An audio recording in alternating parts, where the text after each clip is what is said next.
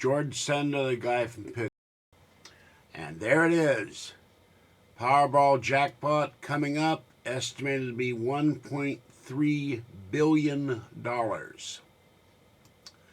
So I was asked on Bellgab what I would do with $1.3 billion. Well, first of all, I did a quick look at the numbers down to 40 million, and they repeat. So if I had a couple $100, I would play some of the numbers that are already previously repeated, and at least on every draw I've seen, the higher numbers tend to get picked in part. 4 comes up a lot, 42, 5 has been repeated. So you'd study the past numbers, but it's no guarantee if you're going to hit anything. But if I hit and were the sole winner, first of all, the feds take 40% skimmed off the top. They take 25% of the lottery winning right off the bat, and then you have to pay the rest at tax time.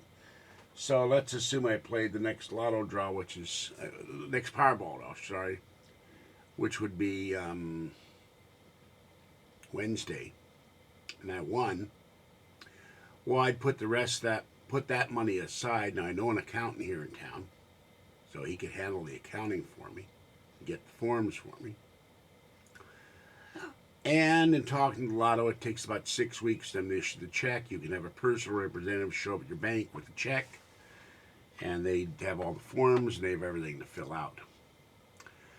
So the first thing I would do, I'd put several million into treasuries, several million into high-yielding stocks, and then pay off every bill I have, pay off my traffic fines, get myself a new car, get Kathy a new car. She quit complaining about the one we've got, and give Patty some money for her help taking me to the hospital. I was very grateful that I gave her money for gas. And no, by the way, it was not 4 in the afternoon. It was 4 a.m. That's why she couldn't get Kathy up. Kathy was sound asleep. Kathy sleeps very soundly. And then buy a house for Kathy and a house for me. Of course, I did a rough figure on $1 billion after taxes. You'd get about 600 million. So maybe as an investment, I'd go to LA and bid on Hugh Hefner's house. It's for sale for 200 million, with the requirement that Hefner gets to live in it till he dies, which would be kind of weird living in a house with Hugh Hefner. But I'm not exactly Playmate quality material at this point, am I? But it might be interesting living in this Playboy mansion. I would have a home theater built in my house. I'd get a personal dietitian, a personal trainer, a personal chef, teach me how to eat better and how to make things that are healthier for me. Set up a home gym, set up a home video theater where I could do my videos. And I'd probably buy a radio or a TV station or both, so the guy from Pittsburgh could get on the air. And there's one other thing I'd do, but I'm not going to say what that is.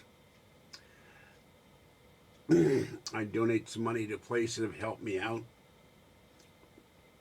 Although I'm not required to do so, I would pay back the government benefits I've received, because I've asked Social Security about this, and they said you're not required to pay that. But I would pay back the benefits for maybe 10 years and send a check to Obama. Maybe deliver it by hand just to get a photo op. Hand him a check for $100,000, roughly, made out to the Treasury. And, excuse me, my mouth's kind of dry. I didn't get any water before I did this thing. And the people that have helped me out over the years, personal friends, they would get money, my family would get money. But I wouldn't blow it on all kinds of stuff. Now, there'd be a couple things I'd want to do. Vegas. buy season tickets to the Steelers and the Pirates. Go back to Pittsburgh for a while.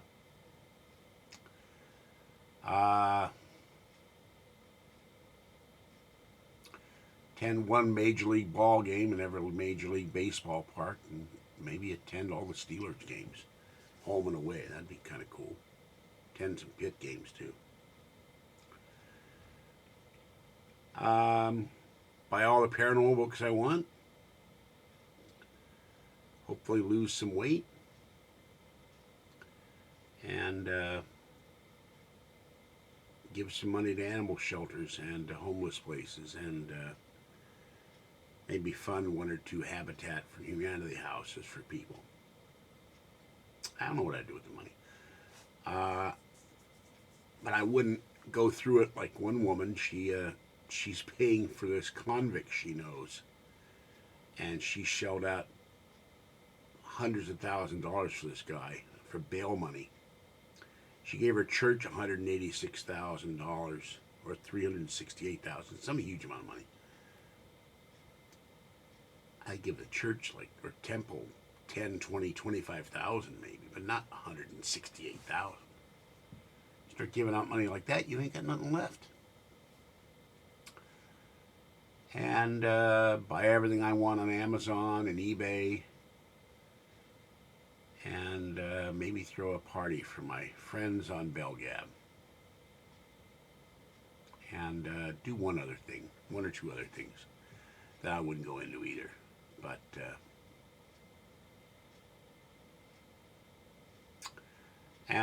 by the way, has anybody heard from Open Lines Jerry? I'm concerned about him. Not a peep, not a word, nothing. No posting online, no answers. I don't know if he's sick or what the hell. And I told Kathy and Patty, if I did win the Powerball, you better be a lot nicer to me than you are. Kathy has this idea the man's there to just be a human ATM machine. Well, her attitude would have to change a little bit. I made a joke, give her $5, here you go.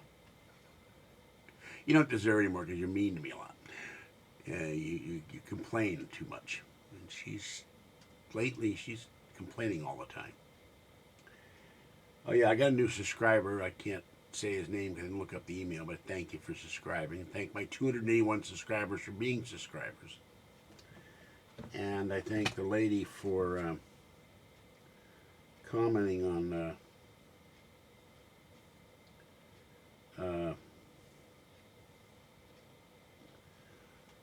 on Kathy and her videos and us. Good Lord. So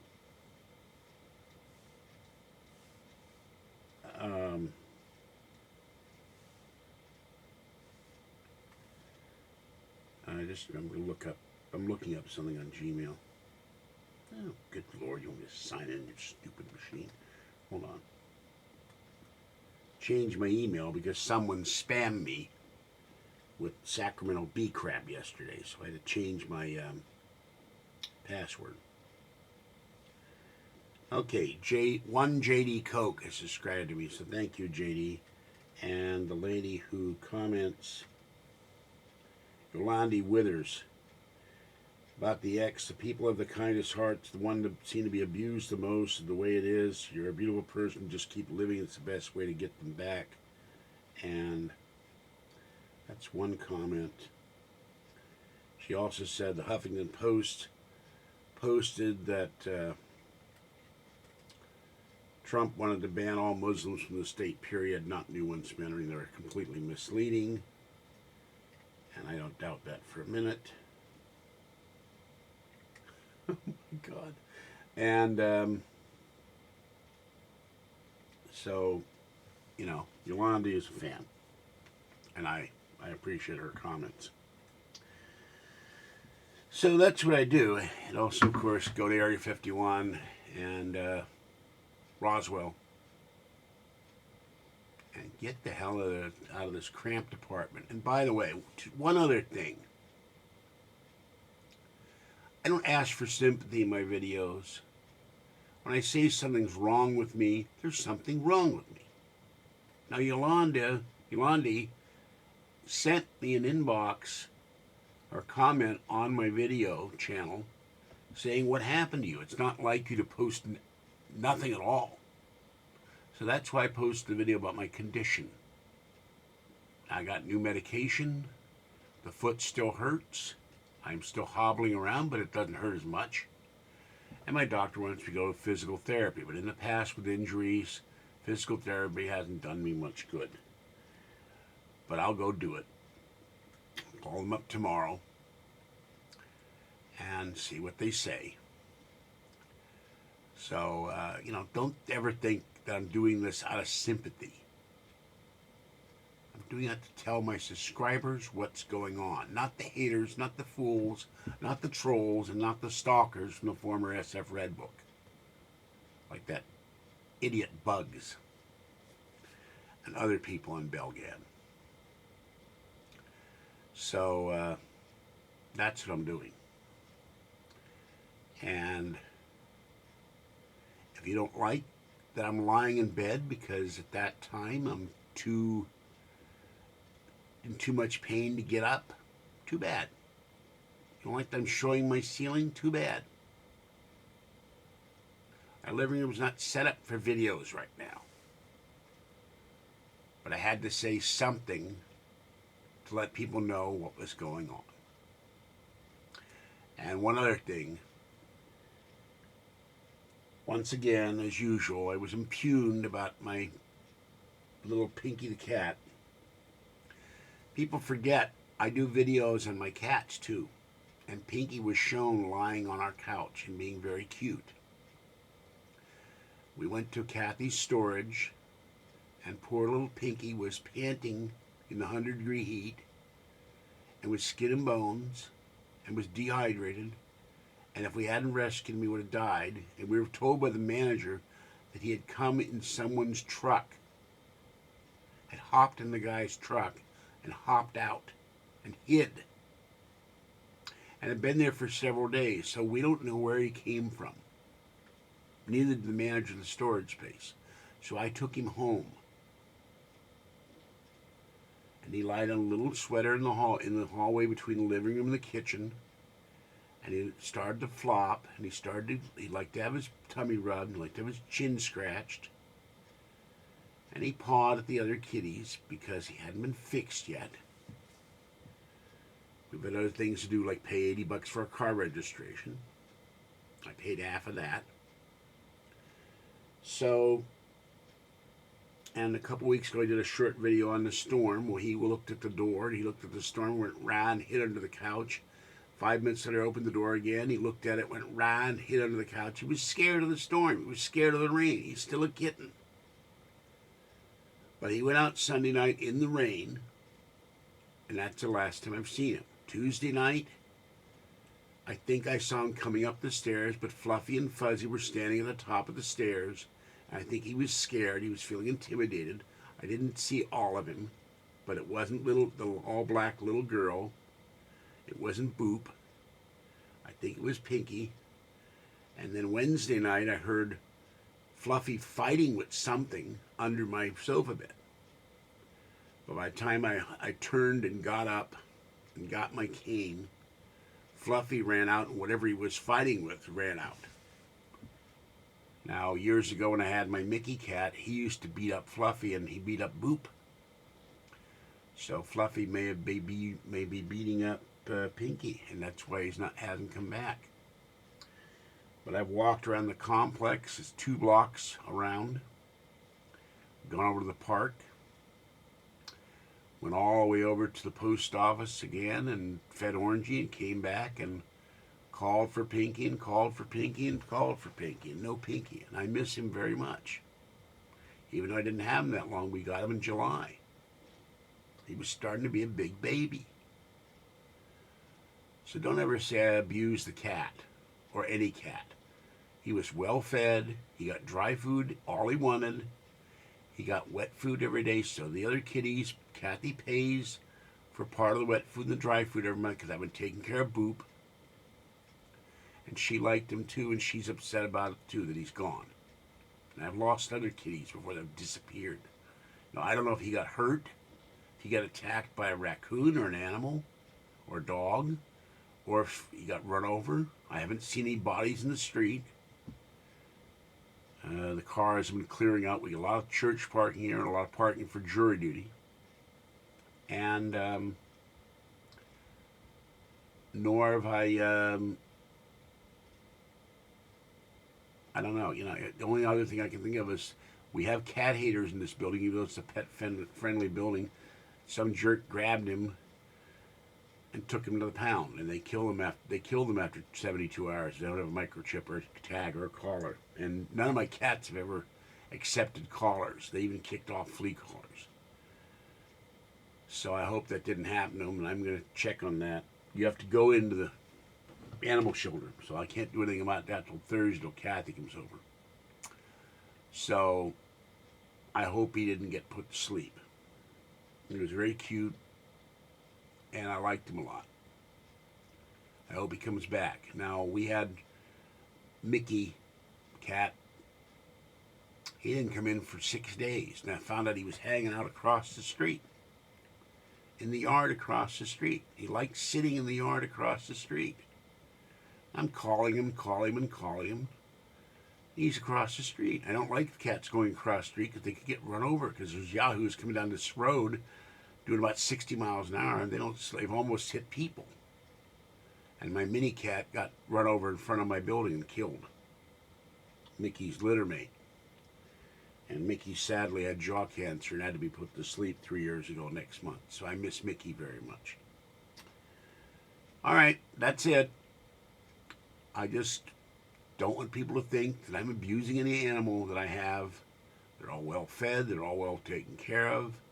And after a period of hissing at each other and clawing at each other, Boop and Fluffy are now sleeping on the couch about that far away from each other. They've accepted each other. And Fluffy doesn't attack his littermate Fuzzy, and he doesn't attack his littermate Little Girl, the all-black cat, who's very sweet and gentle, a little frightened. He does chase the outdoor kitties, the mama cat and the kitten and papa cat. I don't know why he doesn't like them. Maybe they aren't from his litter. And he's never chased the orange one, who does come down here occasionally, but he's hanging out on the other side of the creek by the senior center. I had to walk all the way there to feed him tonight. All right, have a great morning. I'm going to bed. I'll do the Trump video when I get up. I haven't slept all night. Foot's been giving me a lot of pain. I have to turn a certain way to try to sleep, and turn on my right side. I still can't turn on my left side, although I was able to turn on left for the first time last night without screaming. So the pills he gave me, gabapentin, are working, and but I still have to sleep very cramped, and I wake up every couple hours because the foot starts throbbing. It's still swollen. Okay, that's it. Sorry this went on so long, but people wanted to know what I would do if I won the lotto. And maybe even throw a big party for my friends on Bellgab somewhere, maybe in Vegas, maybe in Pahrump. Try to coax Art Bell to come out of his cave. All right. Have a great morning. Be careful out there. Enjoy your football. Try to stay dry and warm, depending on where you are. Lots of snow, lots of rain out there. See you later.